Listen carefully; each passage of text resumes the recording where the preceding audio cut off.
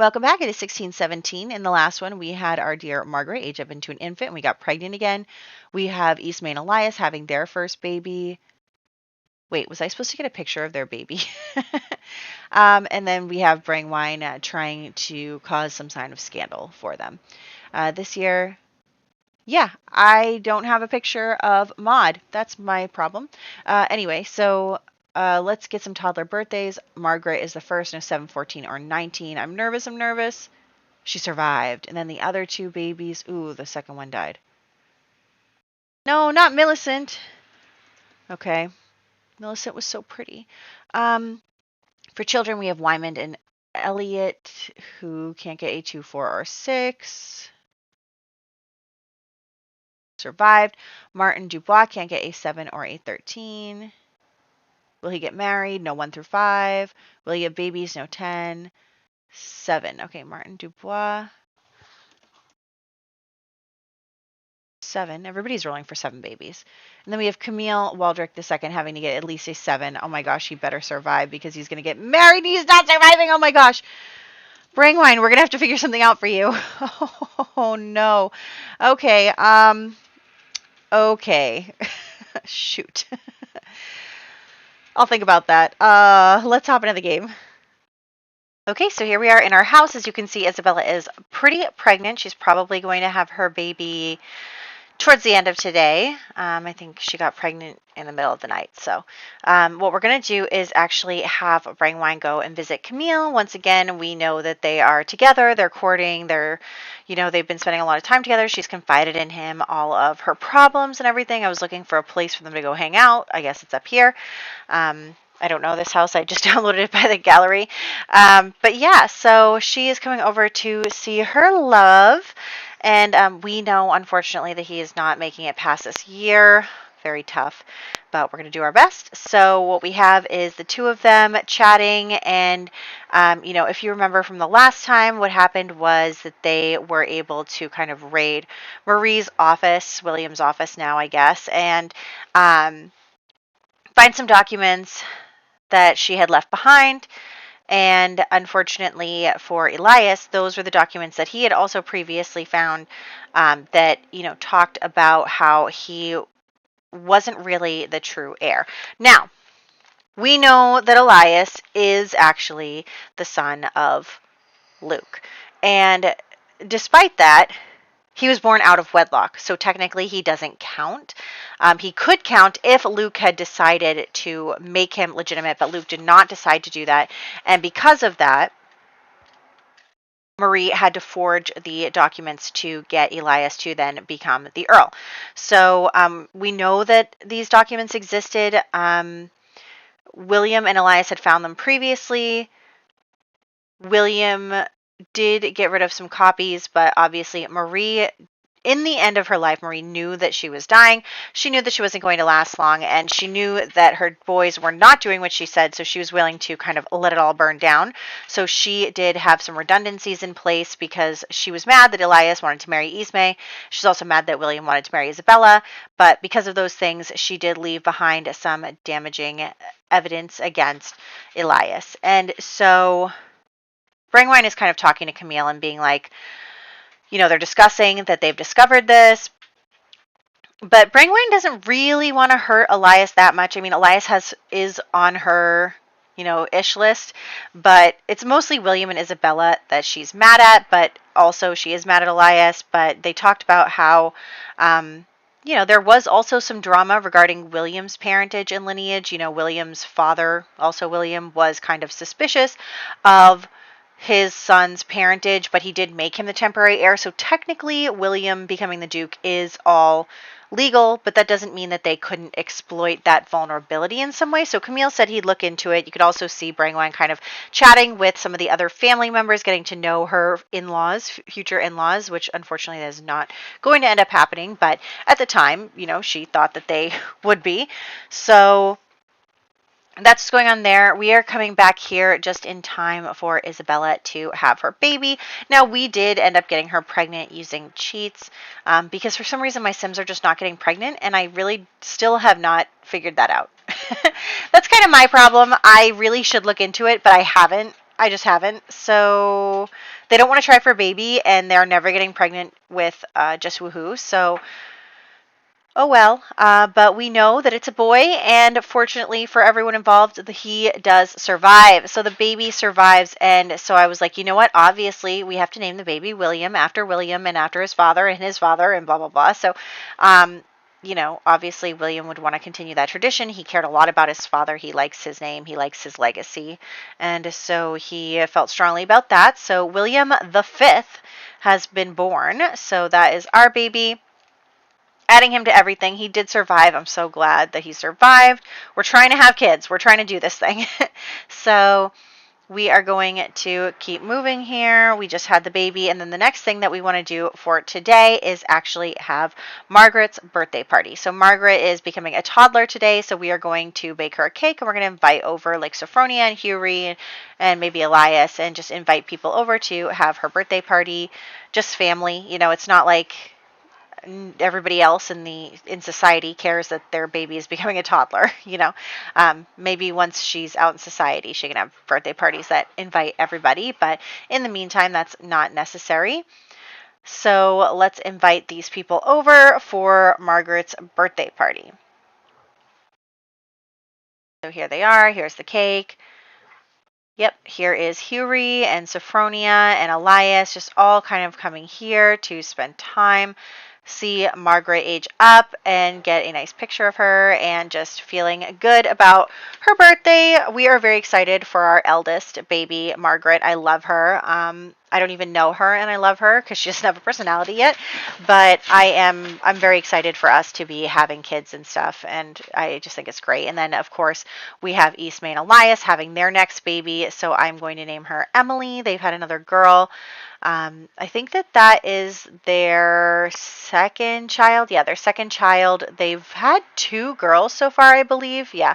So far, no Larkin boys to carry on the name, but they still have plenty of baby tries left. So we'll look forward to that as well. Although, Elias, you probably should be home with your wife, seeing as that she just had a baby while you were out at this birthday party. Oops. Anyway, so the next thing we're going to do is actually check on the kids, but then let me see. I actually don't remember what we do next. Okay, yes. Okay, so what we're going to do is we're going to call over Camille Sr. So Camille Sr. is here. He's an elder at this point. He's getting pretty old. He's here, and he is actually, you can't see him, but he's here. So he is actually going to come and tell Brangwine that last night, overnight, Camille II did pass away. He passed away in his sleep. It was very sudden. No one knew that was going to happen. He just didn't wake up the next morning. It was very sad. So Brangwine is obviously heartbroken, but Camille also says to her, like, he left some stuff for you. And so he gives her the documents, which not only implicate Elias's title shouldn't have been given to him, but also are, some things that will kind of make people question William, and maybe enough to get the, crown to revoke his title, because they're really not sure if he's legitimate or not. And so of course, Camille the Elder does not know anything about this. He just is kind of giving over this like packet of information to Brangwine. He hasn't read it or anything. And so Brangwine is devastated, obviously. And honestly, it kind of is making her rethink things too. She's like really not sure, like, am I going too far? I just lost the love of my life. My family is all I have. Like, she's definitely kind of second guessing herself. She's talking with Camille Sr. and they're talking about, the sadness of a future lost, because, she wanted to marry Camille and they have kids together and they have a life together and a family together. And now all of that has just been cut short. The life that she thought that she was going to have has just been, erased. And it's heartbreaking, honestly. Like, it really is heartbreaking. It's just very tragic that Camille would die so young, and with his, fiance just waiting like one more year or something to actually marry him. So she's kind of coming to her brothers, and she's sad, and they're trying to comfort her, and they're all trying to make her feel better. And she thinks to herself, okay, I need to give them one last chance. Like, I feel like before I go scorched earth and destroy their lives, I need to give them one last chance. Also, I'm so annoyed by my Sims never being able to leave the baby alone. But anyway, William just is going to keep getting up and going to the baby. But meanwhile, Brangwine is going to give her brothers one last chance to kind of do what she wants, get back in her good graces, and therefore make sure that she is able to not release this information against them. So she basically tells them, like, look, I know that we've been kind of estranged from each other, and that's obviously Isabella's fault, but I wanted to give you guys the chance to make it up to me, and we can be a family again, and we can all be close again. Like, this is kind of her way of being like, this is your last chance before I just blow everything up. And so she basically tells them that what she wants is she wants Aldith to be able to return home. She wants Aldith to be able to return, and she wants Isabella gone. She wants either William to send her away, get a divorce, whatever. She doesn't care if the kids stay, but Isabella's got to go. And of course, William and Elias are like, no, like, we're not going to do that. We're not just like, what? Like, it just is such a ridiculous thing to ask for. So of course the boys are like, no, we're not going to do that. So Brangwine obviously is furious that they didn't just give in to her demands, that, they're like, what the heck? Like, why, we can be a family. You're the one preventing us from being a family at this point. And so, but Brangwine doesn't want to forgive Isabella. And she's like, look, Isabella's got to go. She goes or I go. And, basically they're like, look, you're not getting kicked out. We're not cutting ties with you, but we're not going to cut ties with her either. So that's kind of what happens there. Brangwine then, has left to go and release the information because she's done. She's like, you know what? Forget it. You won't do what I want. So I'm doing this thing. So meanwhile, it is now Christmas. Christmas is here. So we are going to make a grand meal and invite over the ladies for a little Christmas brunch. So that'll be really nice to have the ladies over. Brangwine is also, waiting for the consequences of her actions to unfold here. But yeah, so everyone is here. They're going to have this grand meal. We're going to, exchange presents. It's going to be a really nice little brunch. Isabella is pretty friendly with just about everyone at this point. So she is really having a good time with the ladies. Everything is kind of starting to smooth out for Isabella. Unfortunately for her, I am a cruel god. But yeah, everything is kind of smoothing out, is being good. Her life is starting to be nice. She's got 2 beautiful children. She's got a bunch of friends now in the ladies' club. She's got her husband. She's got close family ties with, Elias and also Sophronia, and just, she's feeling good. She may not get along with Brangwine, but that's just one minor blip in an otherwise perfect life at this point. And, Isabella has done so much growing over the past few years. She has really tried to make close connections with the other ladies, to spend time with them, to befriend them. And she's also even tried to include Brangwine and stuff. Brangwine is invited to every ladies' event, and she does come, even if all she does is cause trouble. And so, Isabella has done a lot of growing. She understands that Brangwine doesn't have to forgive her. She understands that Brangwine and her will probably never be friends, but she is, going to not be mean to her anymore or anything like that. Yes, she does still get insecure sometimes and jealous, but she's doing a really good job lately of not kind of giving in to those impulses. So that's where we're at. I'm also trying to get them pregnant again. We have aged up little William, so he is now an infant, and Father Winter is here. So Father Winter is here to give presents out. I guess we're trying our best to get presents out of him, and it was not easy at first, but we are going to just continue on. Let's summon Elias, because the next thing that's going to happen is Elias is going to come over to talk to William. So he's going to come over and basically be like, William, we have to talk. Like, I just got this letter, and it's actually a letter from, like, whatever, the royal authorities or whatever it is. And he's basically going to tell William, like, I got this letter, and it's talking about how, like, those documents that we had found, and like how there's evidence that maybe I'm not going to be an earl, and like he's really worried because he's like, I didn't think this was going to get out, I don't know how this happened. And um, of course William is like, it's okay, we're going to fight it, like we all know that you are Luke's child. Like it's crazy because he looks so much like his father, so like nobody should be questioning that, but unfortunately they are, and that is not good for him. So they are going to chat about that. Isabella's kind of roped into the conversation. She's worried for Elias. And then, she also says that, like, she just found this letter that had been delivered today, and it was to William, and it was basically saying the same thing, like, we're investigating you, blah, blah, blah. And so they're all really concerned because they're like, what is going on? Like, why is this happening?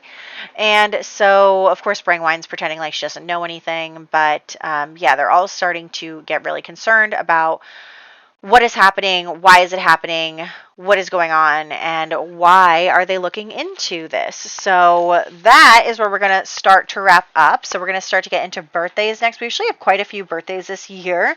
So what we have is our Margaret de Mohun becoming a toddler, Maud Larkin also becoming a toddler, Millicent Hobart unfortunately passing away, Wyman Hobart II becoming a child, Elliot Waldrick becoming a child, Martin Dubois becoming a teenager, Camille Waldrick II passing away, unfortunately Brangwine's fiance, William de Mohun V being born and becoming an infant, along with Emily Larkin also being born, her cousin, and becoming an infant. So those are everybody. So we're just going to start getting, you can see you can see the CC I bought not bought, I downloaded, for the move to America, some like early settler Puritan outfits that I found online. So I'm really excited about that. And we are definitely going to start with that. So I am looking forward to that. I really am, because I'm excited and we're getting close. We only have 2 more years, but then we spend a year on the boat. So we don't actually get there until 1621, but still very exciting, very exciting. I cannot wait. I really want it to happen like right now. That's why I'm trying to also like record ahead a bit so that I can have some extra time to also, I know I haven't been playing the custom Ultimate Decades Challenge. I just haven't had time. I'm really not that far ahead of my schedule. But I'm trying to get ahead so that, one, I can go on vacation and not have to worry about not having videos for you guys while I'm gone. And then 2, also so that I have some extra time in my schedule so that I can record some other things besides just the Ultimate Decades Challenge. So I'm working on that, trying to get ahead here, doing my best. But yeah, I'm also just like really excited to get to 1620. So that's part of it as well. So I hope you guys are excited too. You'll have to let me know. What I want to do is I want to make sure that every family that we have come with us to America has like their own story. And of course it should connect to our family because we are playing our family, but like I want to make sure that everybody has something going on. We probably won't really be able to get into that until like 1622 because half the Sims are going to die in 1621, so we might as well not make plans until we know who's going to survive. But you guys can, if you have some ideas of like, what drama could befall families in Puritan households that have just moved to America. So if you have any ideas there, I'd be happy to incorporate them. But yeah, let's get excited about this, and I will catch you in the next one.